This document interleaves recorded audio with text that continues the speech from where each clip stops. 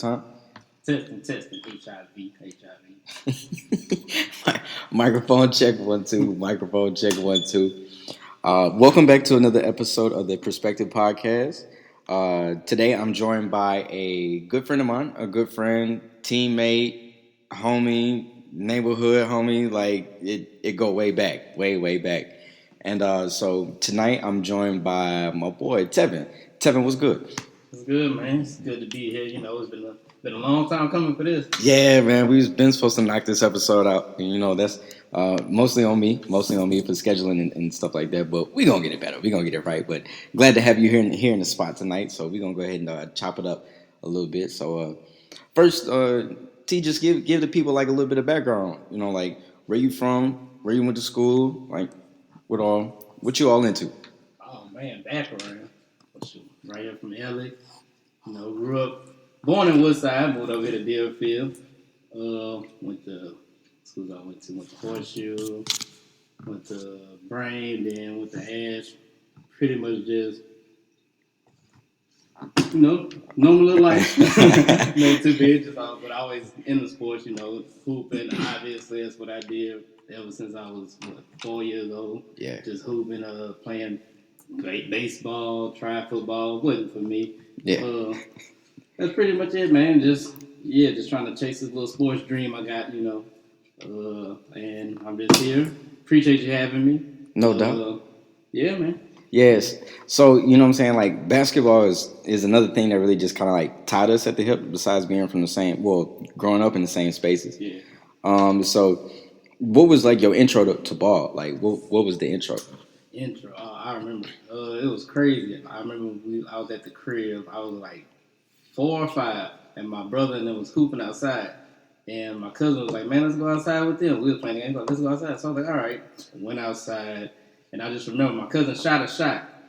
The ball landed, it rebounded, and I was standing there, landed right in my hands, and I felt it, and I was like, "Man, this just felt right at that age." And I just knew, I was like, "Man, basketball was something that I was gonna be doing." Yeah. I was gonna be doing something with my life with basketball, the rest of it. So that's when I got it, and after that, I got addicted. Yeah. With video games, with hooping, watching old games and stuff like that, watching the games all day, man, and then I just fell in love with it. Same. No, that's something that I tell people a lot too. They'd be like, "Why are you watching some games that you already know the results to?" And it's like, if you're not from the fabric, then you're really not gonna get it. Right. You're not.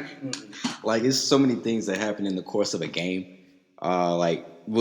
Just off the top of my head, I think of Kawhi's triple bounce. You know what I'm saying? Like against the Raptors. But a lot of people forget about the previous minute and 30 that happened before that. That happened before that. To lead to how we got to this situation. Exactly. Or like the Ray Allen 3, when some of us remember like the ropes being brought out and they were wheeling the trophy out before that, and the crazy floater Tony Parker had before that. Like the fact that LeBron made 2 threes before that to get them into that position, and people talk about stuff and they be like, "Man, you missed." It's a lot to take you to get to certain points and people to be missing it. But straight up. So you know what I'm saying. So sports, you know what I'm saying, brought you from the crib, and then you know what I'm saying, graduated of LSU. Almost. Okay. We're going to speak, you know what I'm saying? We're going to go ahead and say it. Go ahead and speak that into existence. Exactly. Graduate of LSU. And you know what I'm saying? I understand we got some other things going on too. And so that's going to work out. Exactly. You know what I'm saying? How it's supposed to. So, and so just, I know you're, of course, you're a big basketball fan, and you rock with the Blazers. Yes, sir. So, what brought you to the Blazers? And I'll tell you what brought me to the Blazers too. Brandon Roy. Yeah, see. Ever since I saw him in college, 2003 started, I saw his game. I was like, this dude is different. I'm like, he do everything. I'm like, he is shooting guard, but he pass, he rebound, he play defense, he can score anywhere on the court. And I was like, man, that's how I want to be. I want to be somebody that do everything. I just don't want to be in the box. And so I was like, okay, I like him. He was a dog in college. Like, I'm following him. Yeah. Then he got to Portland, and I was like, okay, well, that's just gonna be my team. I mean, I liked them when they had because on the game you could play with Portland and score, and you can beat anybody because they had Rasheed and they had Stoudemire and Derek Anderson. They had Mighty Mouse. Right. They had all those different people. Bonzi Wells. I'm like, man, you could really score with anybody. So it was easy to play with on the game. Mm-hmm. So I was like, all right, well, I'm gonna rock with the Blazers. And Brandon Roy, ever since he got there, I was like, I've been stuck. Even when he left, we had LaMarcus was still there. Mm-hmm. We got Dame now and CJ. So I'm like, I've been in a good place. We ain't been winning no championships, but I've been happy as a fan. I've been excited. My games have been exciting. That's all I'm caring about. Right. You know what I'm saying? And that's I remember those teams. They had the older Darius Miles. They had Darius Miles here after the injuries. You know what I'm saying? And that's crazy how they tried to pair Darius Miles and LeBron in Cleveland too, but young LeBron. But that's a whole different topic. But yeah, the Blazers. Those that was definitely my squad. Like Perk could tell you, Kia could tell you, Said could tell you, like. NBA Live, I'm running with the Blazers. Those are my boys. Live and 2K. Yeah, Definitely. I'm running with the Blazers. Those are my dogs. Brandon Roy, like you say, he scored from every single level. Right.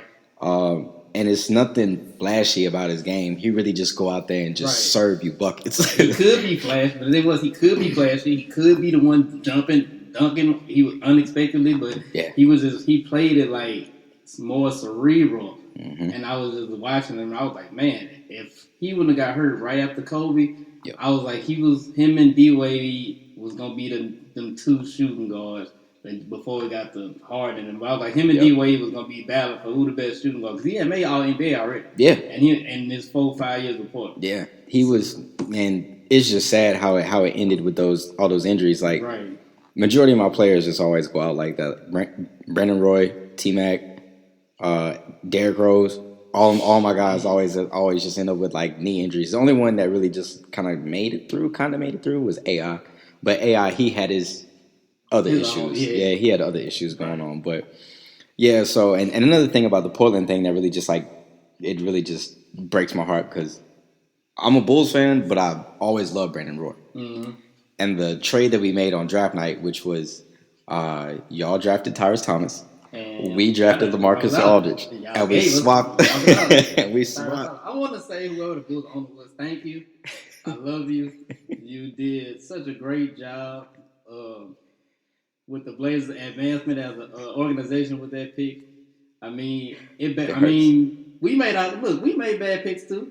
I mean, a couple years down the road, it just happened. You know, a dude named Kevin Durant is playing. You know, y'all take Gio. In Texas, and we take the big, tall center when we already had LaMarcus Aldridge under the goal already, and we could have had we would have had at least 3 rings. Yeah, y'all. If we would have drafted. correctly. Especially at that point in time, whenever it was that was kind of like the end of the. Well, that was the end of the Spurs. Yeah, I was about to say that was the Spurs' last championship. So that little time, that's when the big three with the Celtics got together, started to form. Yep. Yeah, and then the Lakers. One after that, the back end, that little Shaq and Powell. Kobe and Powell. Yeah, that little part in time, that fight you would have had to weather that little 5 years or whatever for Durant to develop. But after 2000, it'd have been 11 after Kobe won that second one. Like it was wide open. Who would have beat a team with Aldridge and Durant? And if Brandon Roy got hurt, but if he didn't get hurt, a big three like that, nobody beat him. Right, and all off of the draft. Right. You know what I'm saying? So that definitely would have been something special, and the Riesendorf family in Chicago just doesn't love any of us. Look, I know, because I cried. I cried. I was like, wait, Durant? We could. Oh, yeah. Well, after the couple of twos the season played out, I said, oh, yeah, we messed it up. Go down in history. We messed it up. Right. You know, it happens. So just kind of like recapping last NBA season, which it literally was a calendar year for the season. The season started on time in October of 19.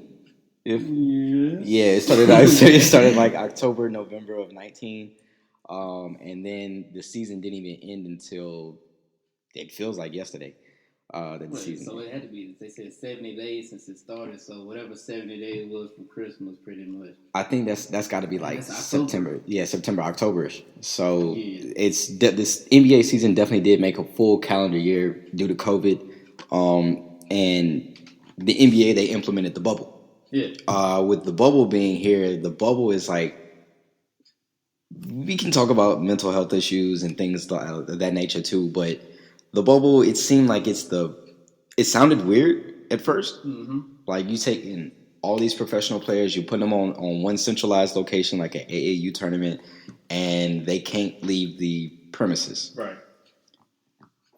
For me, I love that kind of setting because I feel like I like being around competition. Mm-hmm. And I like to be in the presence of competition too. So therefore, like I'm always working. Like we always, because I always think about that too. Like, what would Kobe have done? Kobe had done in the bubble. Like, what mental edge would he have had in the bubble? Mm-hmm. Like some people, they're starting to talk about the bubble now, and they said you could see Braun riding his bike. He would ride his bike around the bubble, and other players would just kind of be like, because it's still that shock value. Not shock value, but we're at the age where it's Braun is big homie. Mm-hmm. Dudes behind us are looking at Braun like, that's GOAT. Like, he been hooping since they was little. Right. You know what I mean? So we kind of grew up with Braun in a sense. Mm-hmm. So the younger players in the league, they were just saying like how it's like, it was just kind of like surprising for them to see Braun just kind of around, just like riding his bike and things of that nature. So I often think about like what Kobe would have did to just get mental advantages because he's cerebral with everything. So tell me your thoughts about the bubble. Like how did it all pan out? The bubble. The idea of it was crazy at the beginning when you heard about it, but then once you seen how it was implemented and how easily it was done, you was like, oh, that was a great option to do it, how they did it. Yeah. Because basketball, it's only 12, 15 people on the team. So you can control the people a whole lot easier. Yeah. It's a lot less people than pretty much any other sport. Mm-hmm. And the sport, fans, that's one thing I know we're going to talk about that, how the fan, with the virtual fan and stuff, but like, it shows you that fans kind of don't matter as much as we think they do, as far as the viewer's perspective. Because when you're watching it, you don't watch.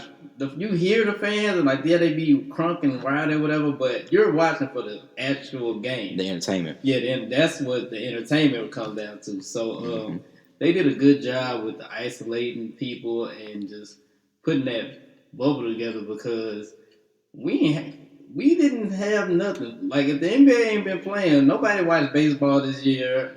Football, it was up in the air. That was coming back. So the NBA, they did a good job as far as implementing the bubble, and then also visually, like how they did it. They still implemented the fan interaction with the virtual fans. That was good. That was cool. But I also saw like how you was speaking about like what Kobe would have done. You could kind of see the players who were focused. Yeah. Like if you watch the game, you saw what players were locked in to like, okay, we're here. Let's try to win the championship, or let's get to the playoffs, and then whatever happens. Since we all here, we just hooping. Now we just hooping. Yeah. Ain't no distractions. I can't go to the club. My girl ain't here. My mama ain't kids, here. Child support payments. I ain't getting bothered. She ain't pulling up on me or nothing like that. So it's like your mind is pretty much free at that point in time to just focus on what you got to do at hand. And I think the person that you saw, it was a couple people that tapped into that, like that you saw they performed to, like Lillard, Murray, Mitchell, and then ultimately, like you saw how LeBron, how he played was like, you can tell his mind was, it was on basketball. It was, I'm going to win this basketball tournament. That's pretty much what it was. It's a basketball tournament, and he was like, "I'm gonna just win it since I'm here." Yeah. And so he took it serious, and a couple teams and players didn't, as you saw. Yeah. But it was good. It brought out a competitive edge in certain people, like especially with that mental aspect. Once your routine is broken like that for months, like, that's hard. Like we see it during COVID. Like we can't even do certain stuff. We can't go certain places, but they really couldn't leave a location premises for a couple months, and so I liked it. I thought it was real good. The competition, you saw a lot of breakout players, and I think that just gonna push the league forward as far as the far as the development of their younger stars, because Yeah. you saw a lot of players like shine. So I think the league, once these older players, once LeBron finally leave and whoever else has been in the league for 12, 15 years, once they start to dwindle out, you're going to see how that little bubble experiment right there, how that's going to affect the development of the players going forward. Yeah, absolutely. And that's, and you bringing up like the player development too, that's something that I did notice. Like, some unexpected players from Toronto still did they thing. You know what I mean? Like OG, I don't know how to say his last name. It's like Anunoby or something like that. He definitely stepped up. I saw a lot from the Magic in the bubble last year whenever they played against the Bucks. They got eliminated in the first round, but fast forward to now, you can see how that definitely helped. And shout out to Markelle Fultz getting that extension. Right. But yeah, you're definitely right. You did see some different players that were locked in. And I got to give somebody some flowers here, because I used to shit on this man a lot on the timeline. But I got to give KCP some love. I gotta give KCP some love, because he really. I definitely just got to show KCP some love, because what he did in the bubble this year, it was definitely something that I didn't see coming. During the regular season, pre-COVID, he was out there bricking layups, just airballing wide open jumpers on a regular basis, not like once every now and then. But yeah, salute to KCP. You got that chip. Salute to Deion Waiters. Was gonna get a chip either way it go. So yeah, I just wanted to salute them. And so Lakers eventually became champion. Mm-hmm. They didn't lose much, and they added Montrez, sixth man of the year. They added Dennis Schroeder, runner up to sixth man of the year. Added Marc Gasol. They re-signed Kuzma, but I think that's a lot of gas for trade bait. They brought AD back. I don't think anybody expected him to go anywhere. So just with this new Lakers roster that's been assembled here, with pretty much all the same pieces are still in place. Are they like your favorite to repeat, or they the repeats in your mind, or you got somebody else in mind? In my mind, absolutely they are. If they play to the level that I know that their talent is capable of playing to. As long as Frank Vogel he has to do an even better job of coaching this year. Yeah. Last year, I feel like it was more LeBron. You saw it, LeBron was kind of controlling the offense and stuff like that. But they played great defense. They had shooting, like KCP stepped up with the shooting in the bubble and like with the energy. So this year, Morris twin too. Oh yeah, he made shots last year. Critical shots. I never thought. Looked like the better Morris brother. You know, the other one averaged almost 20. Yeah, but he looked like the better one. Yeah, I think if they get the correct formula as far as to how they have a certain way of how they want to play, like what their sets and what they're gonna do, like use their strengths. If they use their strengths to their advantage, it ain't nobody that can beat them. Yeah, because you got now. This is one thing I don't like, though. I don't like how they're starting Schroeder at point guard. I, myself, would rather go back to how it was done last year. Put LeBron at point guard. Let him start there. Find you either let Wesley Matthews start or go find you another guard. Or go find you another guard that's small, that can shoot threes, and that can defend point guard. Yeah. Because that's going to be their biggest problem. All these point guards that's doing whatever. But last year, they got away with it because they had the size with Danny Green and KCP and Rondo leading the floor. Rondo coming off the bench. He could guard some. And Rondo knocked down jumpers. Right. And Caruso played good too last year. Did. And now he almost not in the lineup. Yeah. Yeah, like he could barely find any minutes. Right. He got put back on the bench. So if they just use their strengths, because like the game I watched yesterday, I watched the highlights of it, and I saw that they did use Gasol, like how I wanted them to use Gasol in game one with his passing, his shooting, his posting up. I'm like, that's somebody who can average 12 and 10 easy. 12, 10, and 4 easy. 4 assists easy. I'm like, if they use his passing with LeBron's passing and cutting and Anthony Davis cutting and rim runs and Trez off the bench giving energy, just blocks, rebounding, just doing what he do. Right, like and Kuzma, like if you saw him play yesterday, he was just cutting off the passes. And I like what he said. He said, when we signed him, I went and watched tape of him. And I saw how good of a passer he was. I'm like, okay, that's somebody who locked in and want to get better. Yeah. Who wants to find out how to fit and within this offense and just, make the best of his situation. He's like, I know everybody know he's young. He want to score 25 points a game. But he like, look, I'm winning championships. Let me fit in and just get what I can get right now. Mm-hmm. And so I'll just fit in like that. But, man, if they can just play to their strengths, like that size, that passing, on the inside, nobody should be able to stop them from getting easy points in the paint. So if they use that, they make some shots. Yeah. I ain't asking Wes Matthews to be Clay. I'm not asking KCP to repeat last year. Just make some shots.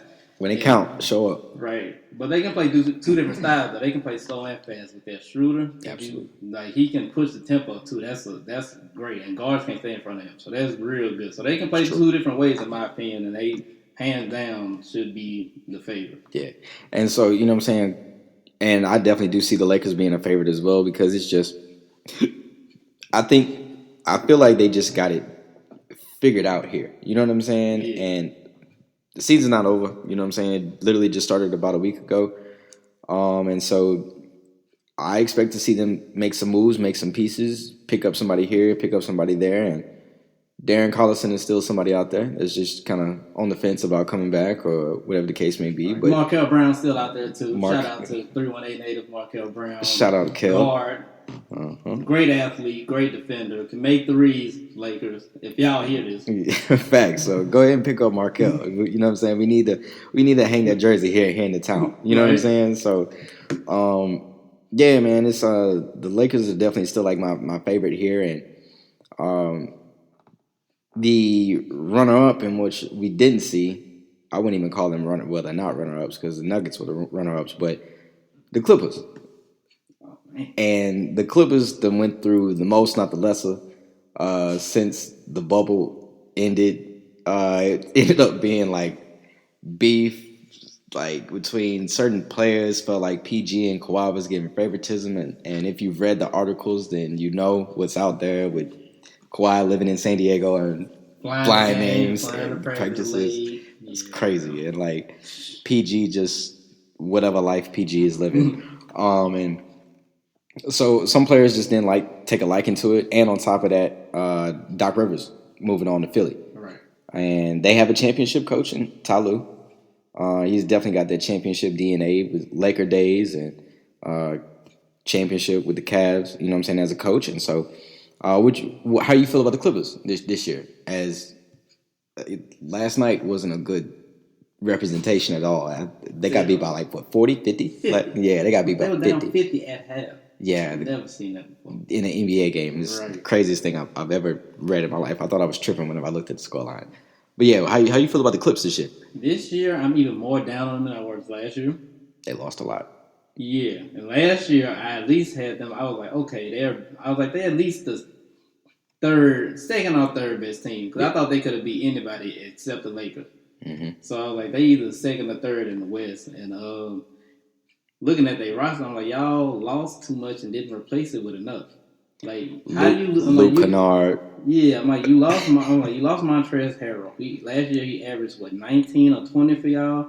Y'all replaced him with Serge Ibaka. Okay, yeah, he averaged 14 or 15 for Toronto. That's still 5 points, but y'all. So now Serge is in y'all starting lineup, and y'all moving Zubac to the bench, but he was a starter last year. So I'm like, who's gonna replace that bench production?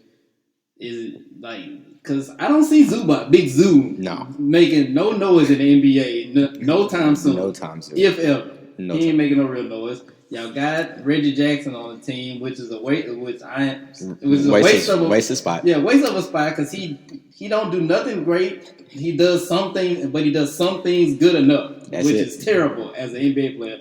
I need you to do more. Right. So they got him. Like I said, Luke Kennard, if he not wide open, he useless because he can't. I ain't seen him done nothing with the ball ever in his life since. Or guard anybody. Right. In Detroit, I ain't seen nothing this year. Yeah. They got, who else is on their bench? Patrick Patterson been playing for years. I don't know why. He's a good guy to have on the team. I feel like he's a good team. He's got to be a glue guy. Yeah, he's a glue guy, but the glue don't be sticking. He that Dollar Tree glue. That's the glue he is. He ain't that else. I need some elbows, and the Clippers ain't got it. Yeah. And the main thing they didn't fix last year, point guard. Still, it's a gap. Like Patrick Beverley isn't getting any better. Yeah, Patrick Beverley is not. He's the worst starting point guard in the league, hands down. He's probably top 5 worst point guards in the league if you really look at it. But I saw one dude playing the other day for the can't remember. Was it either the Jazz or somebody? Some point guard shouldn't be in the league. I'm gonna look him up once we're done with this, and I'm sending it to you. He was terrible, but Patrick Beverly's down there with him. Yeah, like he's top 5 bottom, and you didn't get better. You didn't get a point guard off the bench. You didn't get a new starting point guard. Your starters are you got a superstar in Kawhi. And you got Paul George, who is gonna be right now. He's looking good. He's looking real good right now. Last night was a bad game. I mean, you gonna have a bad game every now and then. Mm-hmm. But so after those two, like I don't trust nobody. I trust Serge Ibaka, but he can't do it like how he used to do it. He getting up there. Yeah, it's not OKC or early. Right, he getting up there. And Marcus Morris, I'll never trust him. He's one of the players that I think that in his mind he should be averaging 25 to 28 a game. In his mind. But I'm like, your game is to average 13. All right, 13 and lock up. Right, and that's what Doc Rivers didn't do a good job with last year, like establishing like a system. That's what I'm thinking. But Ty Lue, when I saw that first game, I saw the system. He had a system. Yeah. Like people were getting shots in certain spots and at certain times. Because like last year, the Clippers would start off games. I saw a playoff game. They let Marcus Morris shoot the first 3 shots of the game. I say this ain't what I want. I'm like if you're a coach, that ain't what you want. You don't want Marcus Morris taking the first 3 shots of the game. First of all, missing all of them. But that ain't. I got Kawhi and Paul George. You ain't supposed to be the one taking all the shots. Mm-hmm. So I'm more down on this year. I don't think they shoot it as well. People to last year, even last year when people talking about shooters like Landry Shamet and blah blah blah, like them are bottom tier NBA players. Y'all just saying y'all just calling them shooters because they can shoot. That's like not because it's the truth. Right. Not because there are some knockdown shooters. They have the ability to shoot, but I'm not trusting Landry Shamet or knockdown shots. And now they got Terrence Mann playing a big role. I don't trust them. I'm just not. I'm not. So until they fix that point guard position, if they got a better point guard, I would have more faith in them. Yeah. But as long as Patrick Beverley is starting on your team, your ceiling, as Michael Jordan would say, your ceiling is the roof. Which that means you ain't going nowhere. So yeah. And so now this is the interesting part here. Do we pivot to the Rockets? Do we pivot to the Suns? As far as who's like that next? Yeah, like well, just in order here, like because I think it goes Lakers. This is just in my mind, and top teams in the West. It goes Lakers. I'll go Suns. I'll just throw it out there. As the second best team in I'll the go West? Suns. I'll go Suns. Okay. I'll go Lakers. I'll go Suns. Nuggets still there. Mm-hmm. I'm undecided. You still gotta have Clippers up there. Yeah, the Clippers next. Yeah. Clippers definitely next. And then the Blazers still there. Yeah, they're still around. We're still around. The Warriors aren't going to be what they are because Clay blew his Achilles out, which is crazy.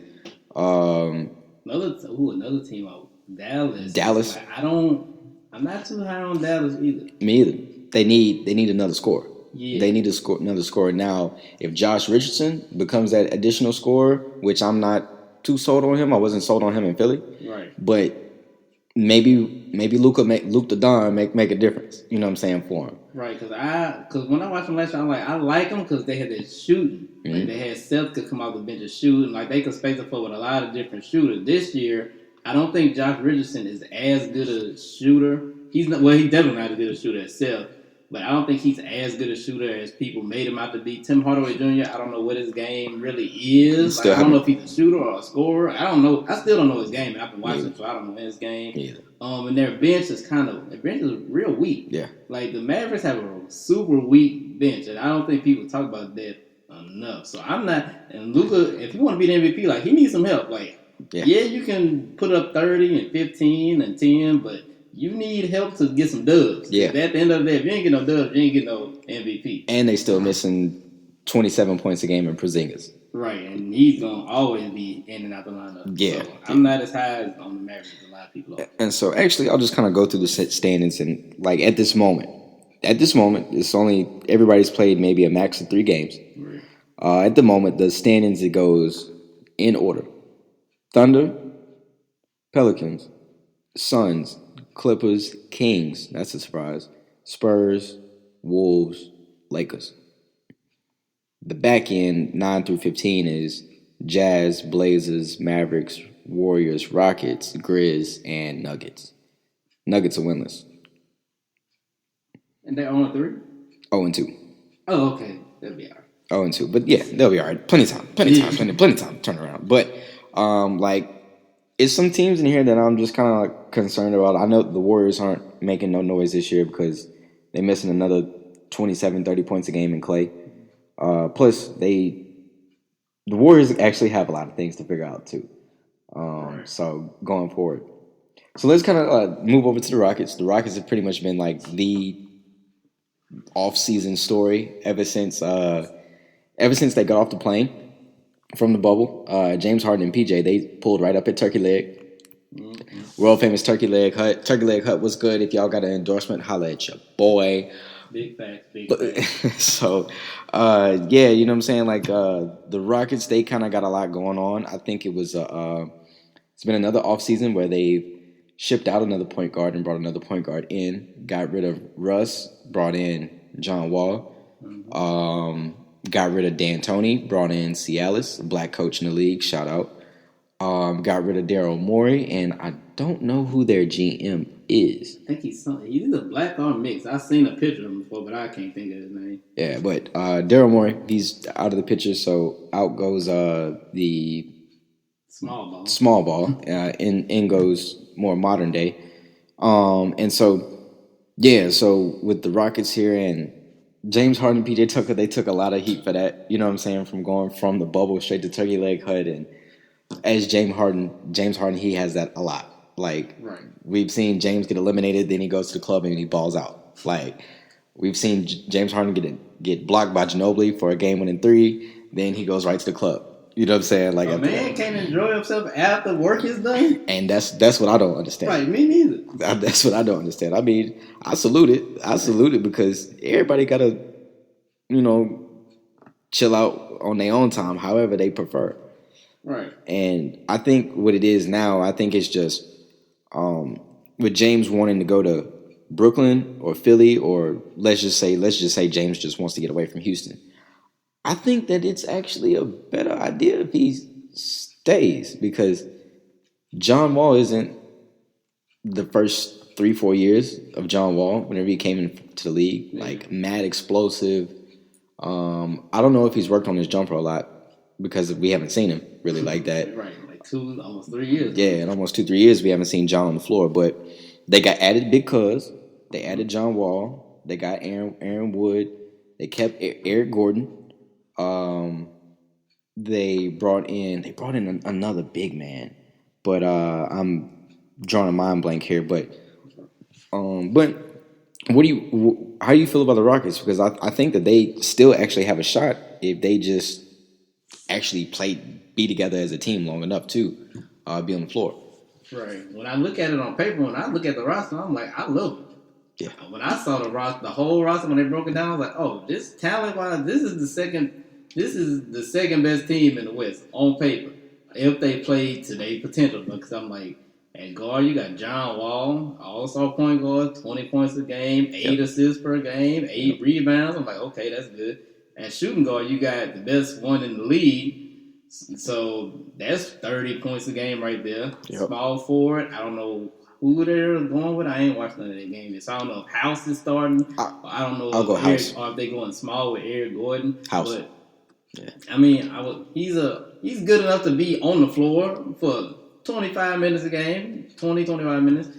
Christian Wood, the dude they got from Detroit, is hooping. Like, underrated pickup. Very underrated. Last year he was good in Detroit. I only know because of fantasy. And he was putting in work. Yeah. So he was putting in work in Detroit, and I was like, okay, once Blake Griffin come back, he's gonna take from that. But they got him out of there, and the Rockets, that was a good pickup for them because he not only can he score in the paint, he can stretch the floor too. Yep. And that's what Houston, that's what they love to have, is that space known for. Right, that spacing. So if you got Harden and John Wall slashing, and you got some bigs that can step out, I mean, they can hard to guard. Yeah. You can't stop Harden 1-on-1, number one. I don't care who you is. Number two, John Wall, when he right, like, you can't stay in front of him at all. either. At all. So that's good. And then Big Cousins, that's 20 and 10 right there. If he played even 80% of 75% of DeMarcus Cousins, you still getting somebody that's 18 and 10, a couple assists, blocks a game. Yeah. Then the bench, like, they can play multiple ways too. The bench, because you really can go small if you want to. I can put Tucker at the 5 or at the 4, let him stretch the floor, do his thing like he did last year. You got Eric Gordon come off the bench.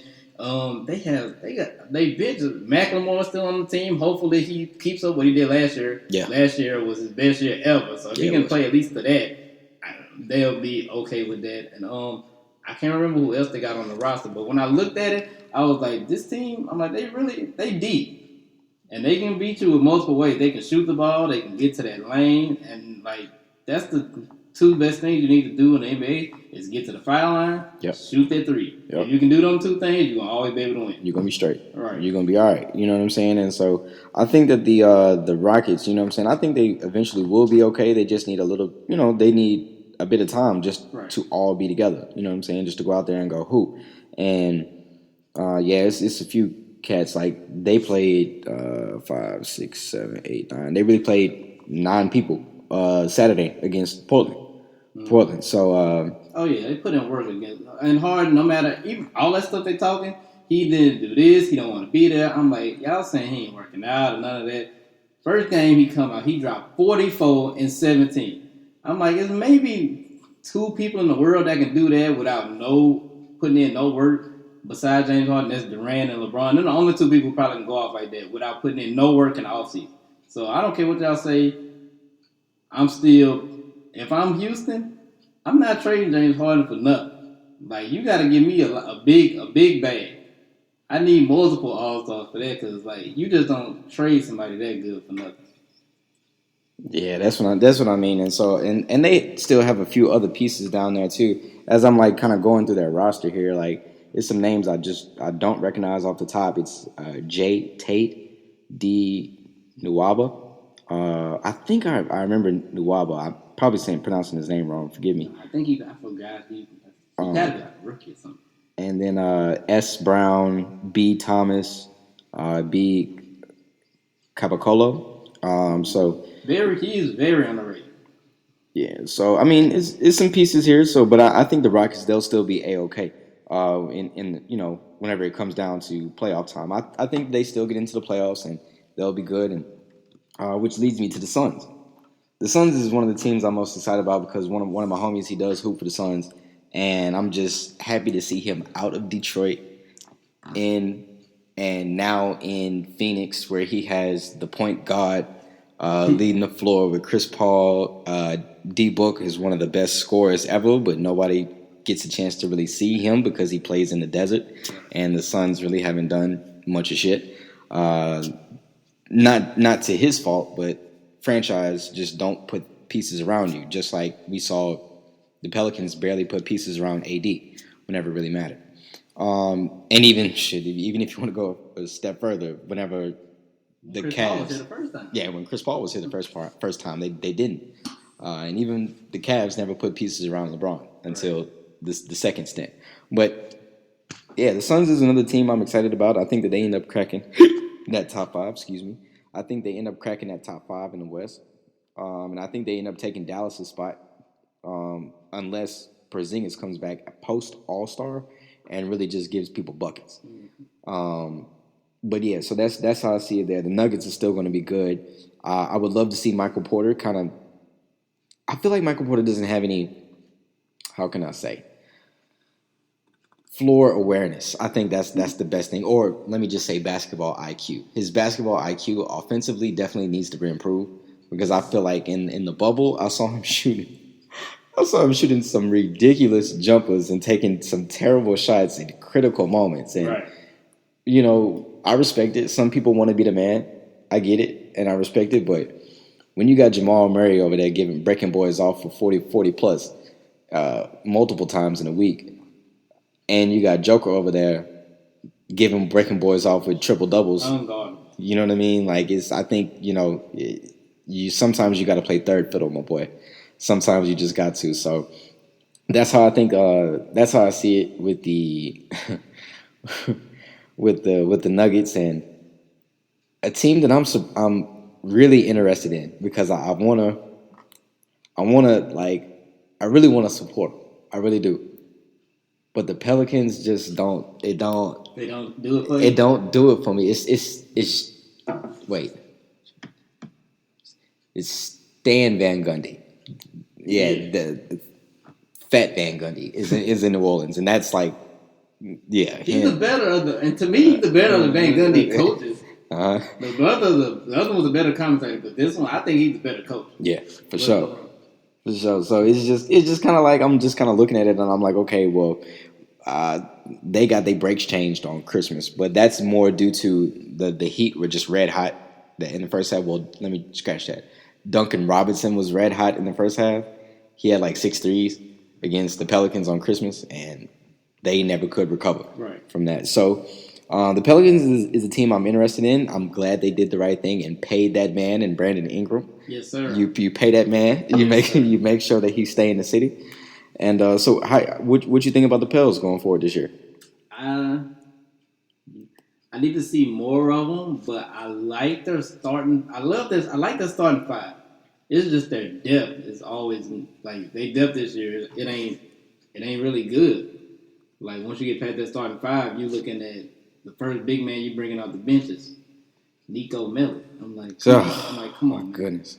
I saw him shoot 2 threes the other game. I'm like, come on. Right. I'm like, Coach, that ain't the play. That ain't the play we draw up. No. 3 for Nico Melli, fresh off the bench.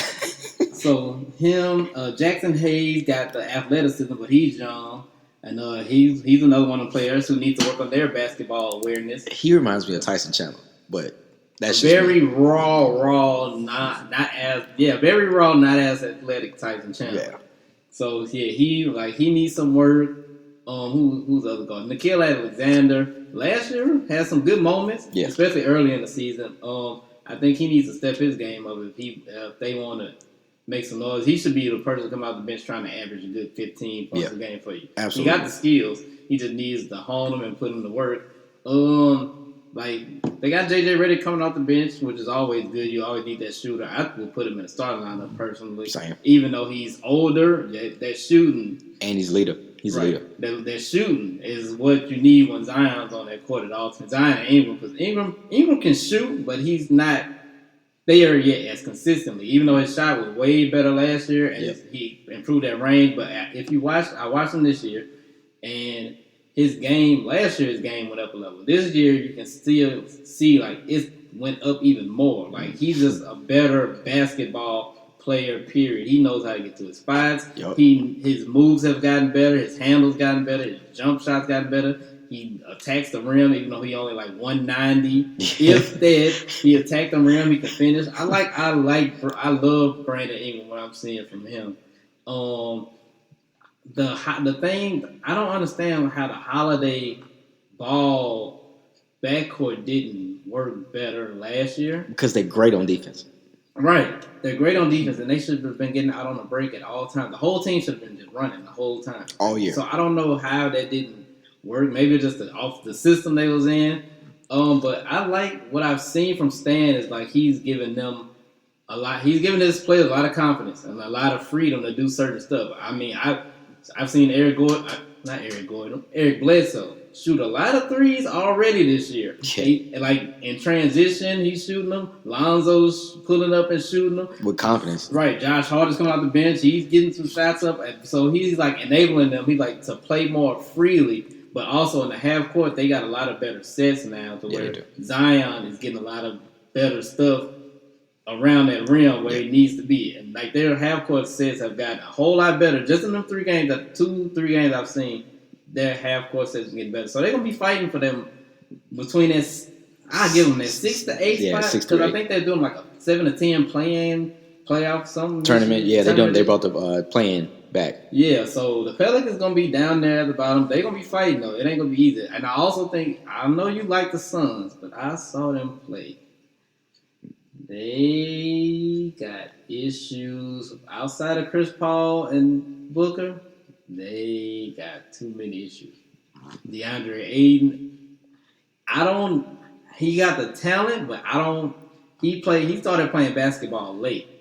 So his development is going to be a whole lot longer than some of these other young big men in the league. Like I saw him, I was like, oh, he got the athleticism, he got the speed. Like yeah, he can block shots, but he doesn't have the IQ. He ain't been playing long enough. Facts. And certain stuff, like when you play basketball long enough, you just feel certain stuff. Yeah. Like on the court, and he doesn't have that awareness yet. So he gets in a lot of foul trouble early, and then they got to go to the bench early. And now they bring in the boy from Scotlandville, and he ain't been in enough games to where he got his reps up to where he's a viable sub. So they got a lot of issues. They got question marks. They got question marks. Besides those two guards, then those forwards are coming off the bench. Sarge and Cam Johnson. Sarge ain't never been in. I don't trust him. Yeah, I just don't trust him. Sarge ain't never been in, and I saw it in Philly, and it was even worse in Minnesota. But I think the Suns, I think they'll be able to weather the storm a little bit. I think that they're more so on the side of the outscore you instead of beat you defensively. Because I just kind of look at how they roster set up with. I see mad scoring all around. Chris gonna give you anywhere in between 20 to 30 on a regular. But I don't know because I've watched him and I know it's early, but we forget Chris Paul is 34, 35. LeBron's 36, so Chris Paul's about the same age. So yeah, 35. So he's getting up there. He ain't the same. He can blow by you before. Now, if he average 18, maybe. I don't know if he's getting to that 20, 21 point that he was at like a couple of years ago. Yeah. So that's the thing I'm hesitant on about them. And that's why I like my Portland Trailblazers a whole lot more this year because, I think it's almost our time, hopefully. I hope so. I love the Blazers. You know what I'm saying? Like, I definitely do love the Blazers. The Blazers is one of those teams that they've always just been right there. You know what I mean? Like, the Blazers have always been like. We're going to be around that 5 seed. Yeah. That's what we stay. We're going to stay around that 4-5 seed. We're going to either host the playoffs, host the series, or we're going to be on the road. But we going to 4-5? Oh, we in there. Yeah, y'all in the mix. Always. Yeah, always. This year, I like the fact that we picked up Covington stolen from Houston. I don't know how we stole him. I didn't know we had him. Stole him from Houston. He didn't want to be there. Stole him from Houston. Got rid of Whiteside, so we ain't got him in the locker room tearing stuff up and not playing defense. Like not playing defense and not giving nothing on offense. So I like that pickup Covington because he can guard them threes, he can guard them fours, some of them. He can space the floor. He's a better defensive option than Carmelo Anthony and a better 3-point option than Carmelo. So that's the way we can just have Melo coming off the bench and you just hit for buckets. Yeah. Come off the bench for buckets. Y'all can play together because he can guard them threes when you can't because you can't move no more. Yep. Dame and CJ going to always give you buckets. Trent Jr. He's starting to shoot. I saw Simons making some threes. Trent Jr. Okay. He was another one in the bubble that went crazy. Right. Yeah. Forgot he can shoot that good because he played at Duke and that system wasn't for him. But he's a better NBA player than the college player. Yep. But Big Nurkic back. Nurkic is back healthy. Zach Collins, I think he coming back soon. Picked up Harry Giles, another young athletic big. So I like our chances this year. Still think the Lakers gonna mop the floor with us, but I think we can make it to the Western Conference Finals and lose it ain't going past 6. I'll give us a loss in 5 if we get to the conference final. I like it. I like it a lot. You know what I'm saying? And so, but next year, our year, LeBron. Well, after LeBron went number 6, then it's our time. And you know what? That's exactly where I was going next because this is what I forgot to mention about the Lakers. We're gonna double back to the Lakers real quick, and more so just on LeBron. Mm-hmm. LeBron has 4. 6 isn't far away. Like, right.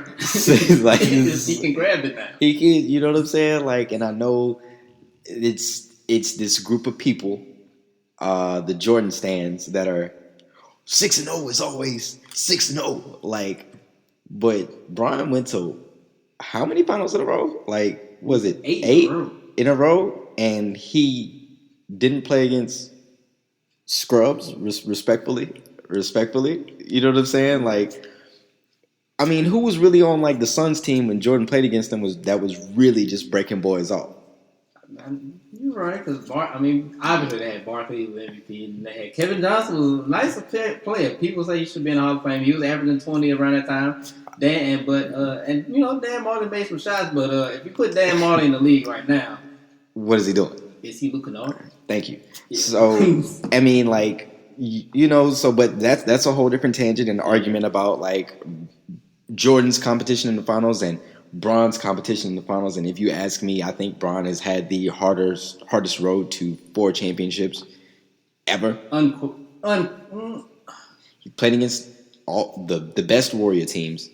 He's played against really good Spur teams. He's played against the Heat champ.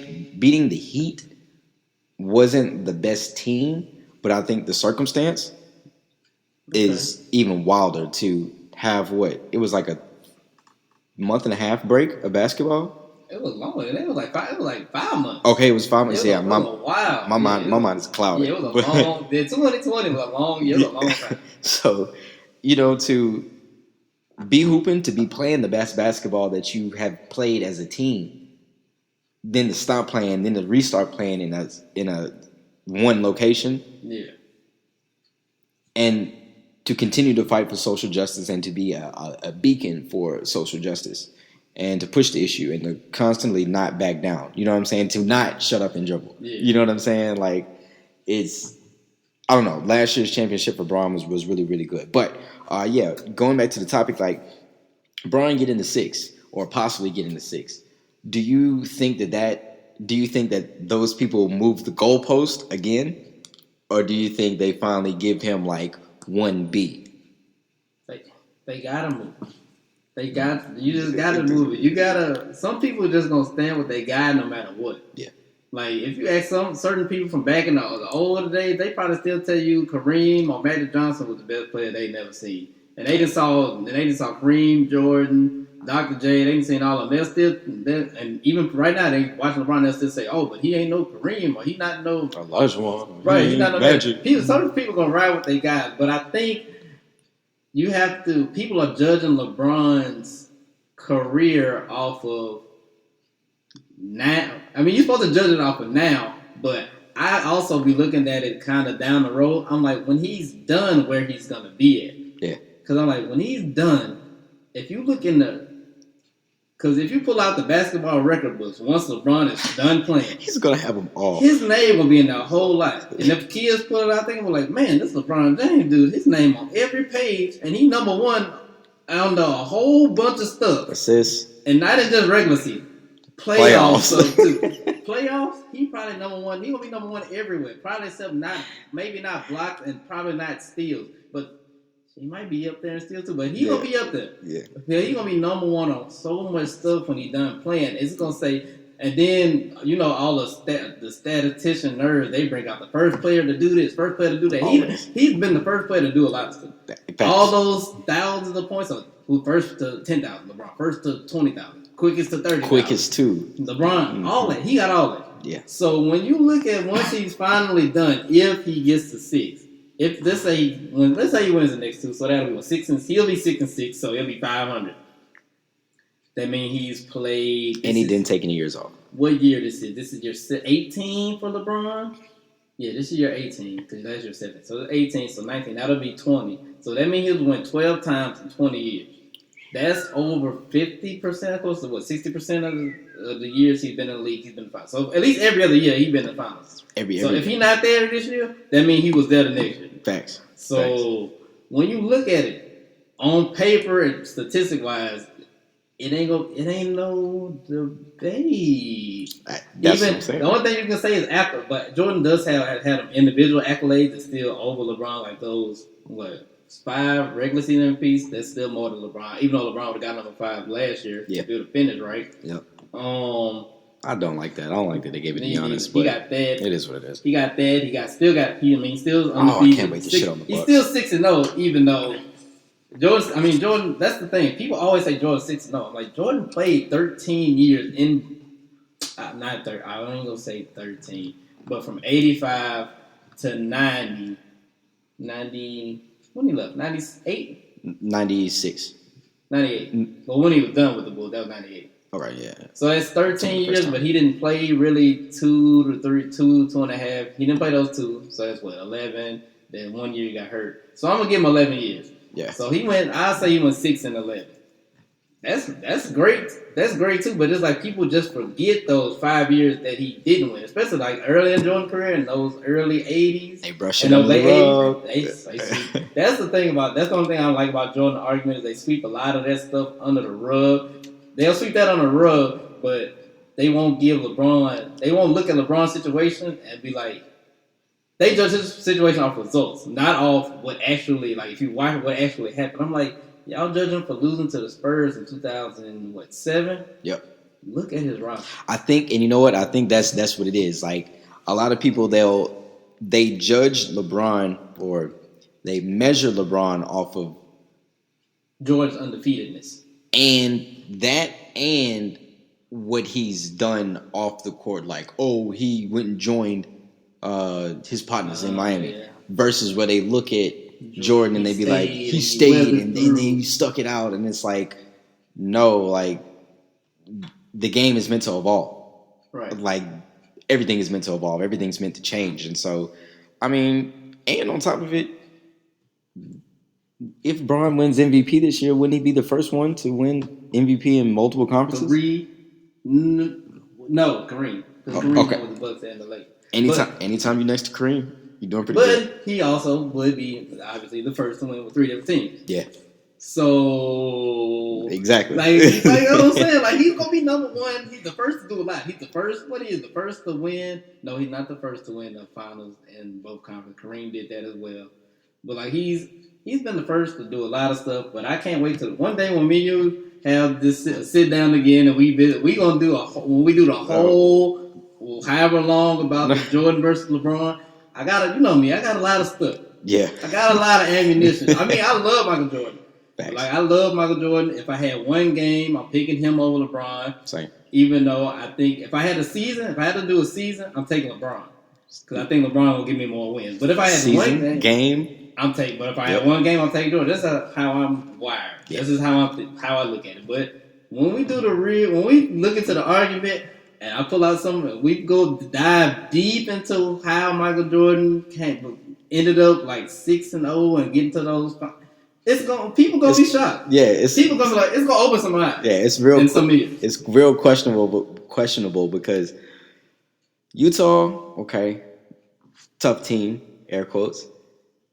The Supersonics, GP, Sean Kemp, Hershey Hawkins. Okay, they can score. You know, the Suns.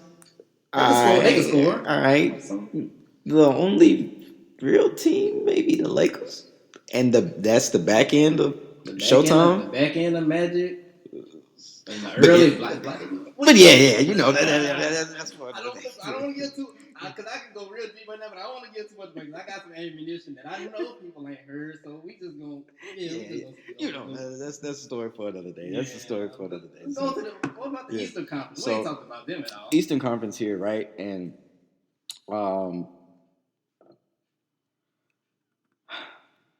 Eastern Conference. I don't believe in the Milwaukee Bucks. I still don't. Okay. I still don't. And you know what? Let me rephrase that.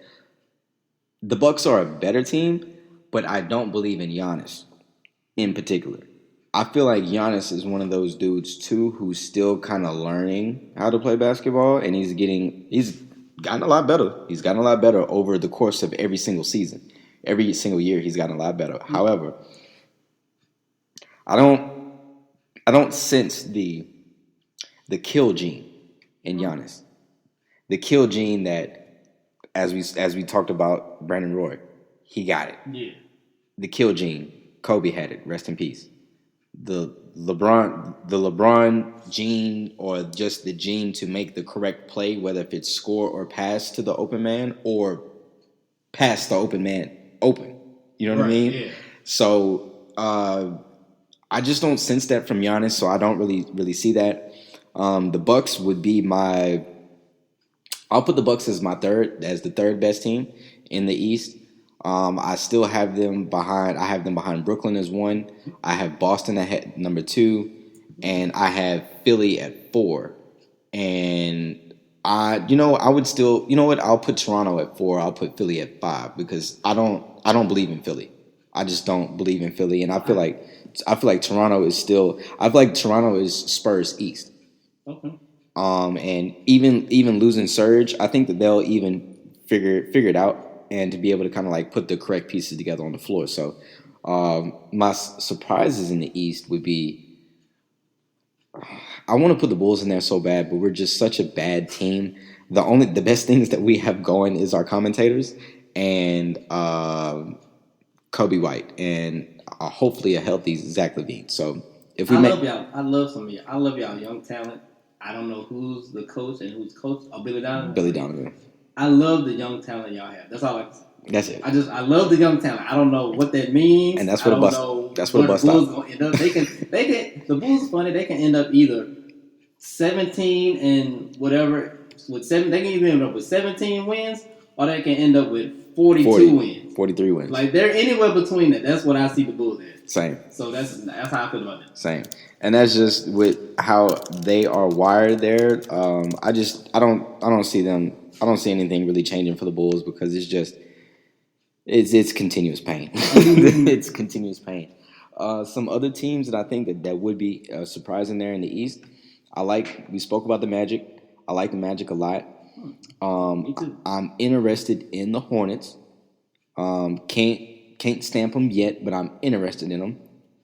Another team out there is I don't like the Pacers. I just don't. I really don't. And I don't like the Wizards either. But another good team would be, Atlanta. I got Atlanta, I like Orlando, and I like Charlotte. So those are my bottom 3. But let's just start with Brooklyn. What are your thoughts about Brooklyn? Well, let's back up a little bit because I started to shit on the Bucks. So let's talk about the Bucks here for a second. Well, yeah, what you got for the Bucks?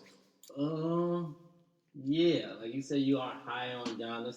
I'm still indifferent. I love them. The thing about Giannis, I do love his mindset.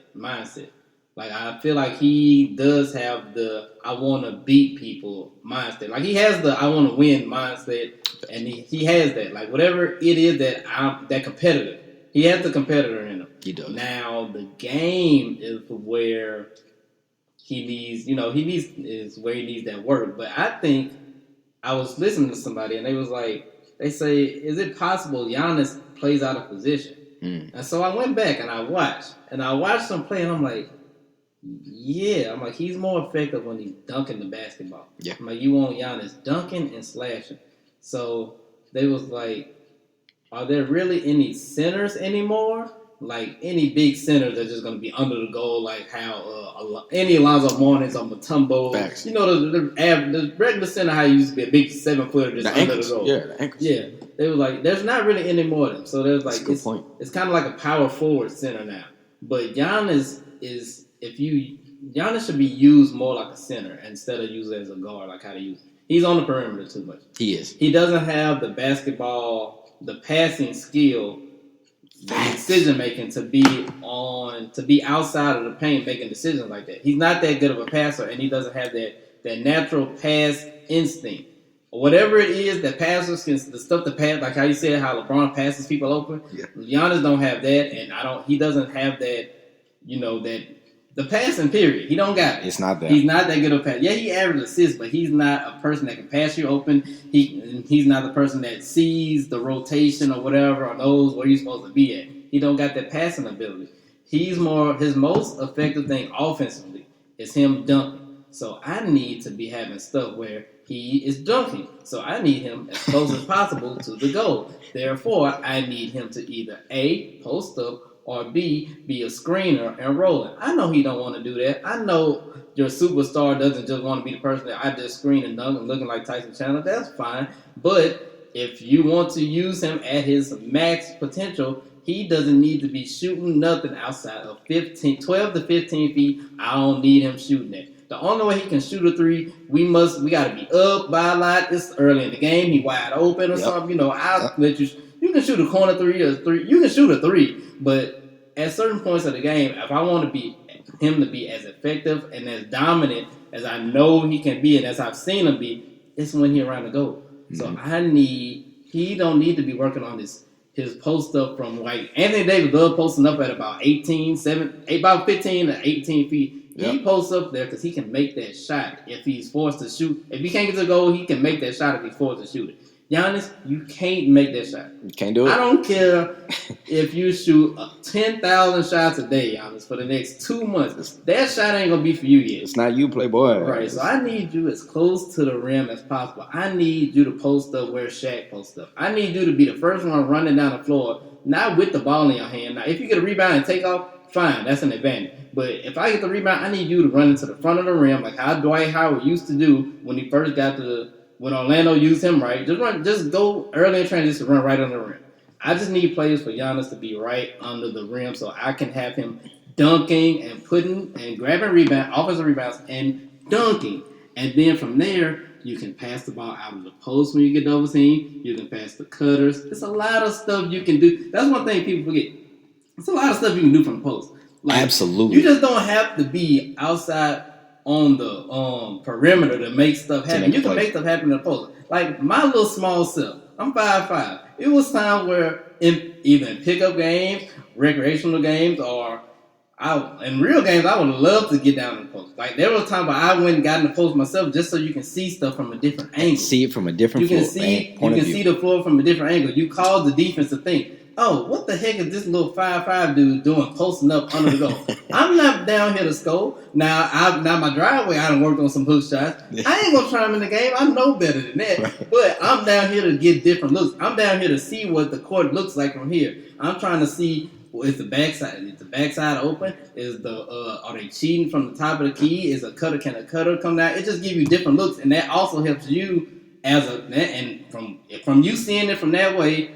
Even if you're trying to score, that from you seeing it from right there, that helps you as a passer. Because if I'm outside, now I know what it looks like on the inside. Exactly. I know what it looks like on the inside. So I know if I pass it down here and I cut here, I know if I was him down there, this is what I would be looking for. Yeah. So it just like that's what people don't understand. Like that's one thing Giannis, Coach Bud, and all those assistants need to do. Put him in the post. And put him in the post and show him how valuable you can be in the post. Go watch some old Chris Webber. Thank you. Go watch some KG when he was passed. Go watch Tim Duncan. Timmy. Just watch. Yeah. If you just watch, you don't need to watch everybody. You don't need to watch everybody. Get you two. Shaq only had like 3 or 4 people he said he would watch as big man. Yeah. Get you like 2 or 3 players to watch and just see what they did and how they did it, and just add that to what your natural ability is, and Giannis would be a monster. He would really be, quote unquote, the best player in the league, or he'll be the MVP again, but he'll really be like the best player in the league if he just studies the game, if the coaches put stuff around him for him to be more successful. And on top of that too, like with you saying that saying that Giannis does play on the wing and outside, that takes a lot from Chris Middleton. Right. That takes, and granted, Chris Middleton was an All-Star 2 years ago. Off the strength. He was All-Star last year. I think he was All-Star last year and the year before, if I'm not mistaken. But I think his game would just go to another part of Chris's game would be unlocked if Giannis goes down to the block, right. Because, like you say, just setting screens like backdoors that opens up all your shooters. I just looked up their roster: Chris Middleton, Drew Holiday. It's DiVincenzo, White Dante. Yeah, you got Connaughton. He's a shooter. Even though he was in the All-Star game for like dunking and all that kind of stuff, that was crazy. But I've definitely seen him shoot the 3 ball. DJ Augustine, consistent. from the 3-point, and I've seen Tony Craig knock down some good jumpers too. Oh, they got him too? Yeah. So that's a good pick. So I mean, like Brook Lopez still shooting 3. He can still shoot a 3 whenever he straightens the floor. That too, and Brook Lopez is still there too, and I missed him on the list. And so, but if Giannis goes down to the block and he sets those screens like you say, and even maybe not making cross court passes or cross through the paint passes or anything of that nature, like even if Giannis were to be able to go down to the block and just draw a double team, that's going to leave your boys wide open. Right. Like Drew Holiday, he's pretty automatic from elbow backward. You know what I'm saying? Right. Like elbow backward. You have the shooters. Giannis right now makes himself too easy to guard. Yeah, he does it to himself. That's the problem. He does it to himself, and also the coaching does it. Coaching always plays a part in it too. If the player can't get it together, that's when the coach is supposed to step up and be like, "Look, I see where the coach is supposed to know where your strengths and weaknesses are, and so do you. But they should also know that too." And I'm like, you can't. This is the NBA. You can't be able to sag off somebody 15 feet and take them out the game. You can't. Like that should be. Not right. That should be impossible. Especially the MVP. He's too easy to guard. Yeah. So he needs to add that. If he adds that one element, just post up. I feel it. Post up close to the goal. I feel like that'll unlock so much more of him. And on top of that, prior to Kawhi getting to Toronto, I've seen the same defense eliminate Giannis 2 times in a row prior to Kawhi. Every year. That's how they go. And fast forward to current day. Like, you build a wall around Giannis and he still hasn't figured it out. Okay? MVP of the league, right? But hey, maybe that's me just being a hater. That's the regular season. That's the regular season. Like, it's hard to, like, people don't realize it's hard to game plan with somebody. Like, if we playing somebody different every other night, every night, like, it's hard for me to lock in and just hone on what you do well and what your weaknesses are. 7-game series, it's all about you. Yeah. I've been watching you for the last I've been watching you for the past week before we even played. So I know your tendencies. I know what you're good and what you're bad at. So I'm just locked in on you. And it's not hard. Basketball ain't that hard to figure out, especially if you got time to figure somebody out. Oh, man. Especially if they're limited, has a huge flaw like Giannis got. His flaw is he don't know where he should be playing. Like, he's not playing the right spot on the basketball. That's his flaw. Not his jump shot.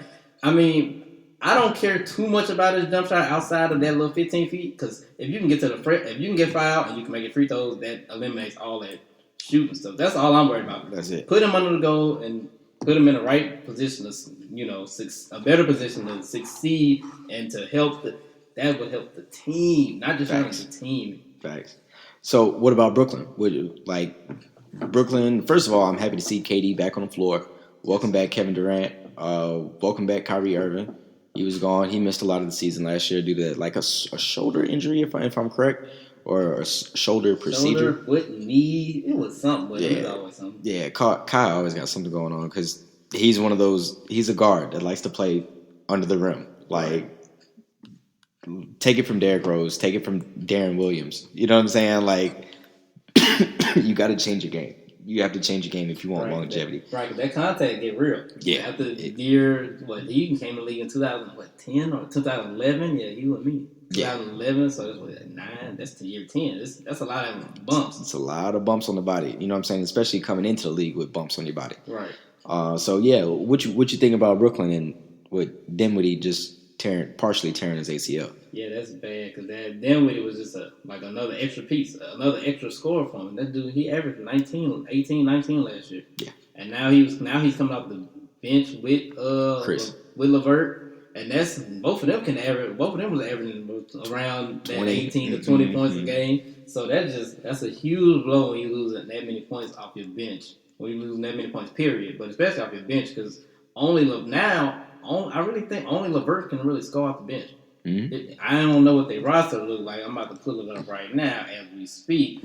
But I know the starters, like with Durant and Kyrie in the East, that's gonna get you the first and second seed. Yeah, you because as you can see, they are pretty much both of them are unguardable one-on-one. So to have two players that are unguardable one-on-one on the same team at the same time that can score from anywhere. Yeah, that's hard. Yeah, you're not gonna be able to stop that because it ain't got defense. I don't care how good of a defender you are.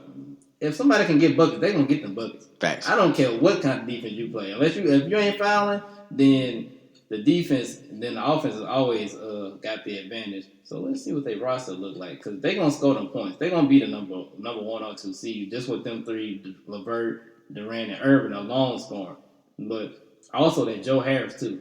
He give boys buckets. Very good shooter. I didn't know coming out of Virginia. I knew he was gonna be. I knew he could shoot, but I didn't know he was gonna be able to shoot like that. Like he's starting to make them threes. Like he can just catch it and fire it up when somebody coming out. He can shoot it floating to the side a little bit. Like he's a shooter. Like he's really a shooter. So he Kyle Korver with it. Right. They keep that floor space. They got the big man on the goal, Allen and DeAndre. That's your rebounding and your rim protection. You can swap them out. Yep. Torian Prince. That's just some defense off the bench. Yep. Jeff Green on another team. On another team. Going to be the same inconsistent Jeff Green we always see. One game he's gonna have 15 and 8. This game he's gonna have 2 and shoot 1 of 11. But that's okay.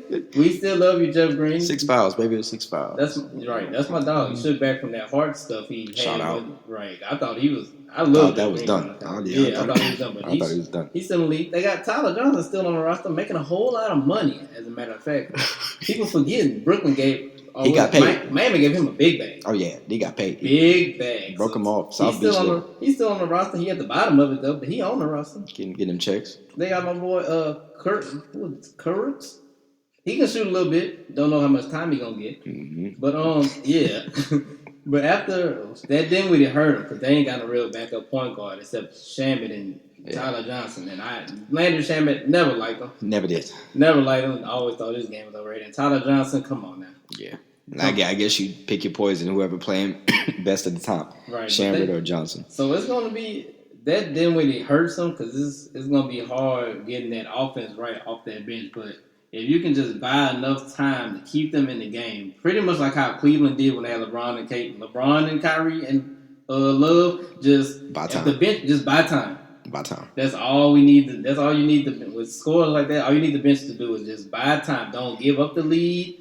And try to, with the other team got a lead, just try to break into it a little bit. They just need some breaks, but they're gonna be fine. They're gonna find themselves in the Eastern Conference Finals. Absolutely. I'm pretty sure just off those two alone. Barring injury, I think they'll be right there in the Eastern Conference Finals. And then I just can't bring myself to root or cheer for the Celtics at all. But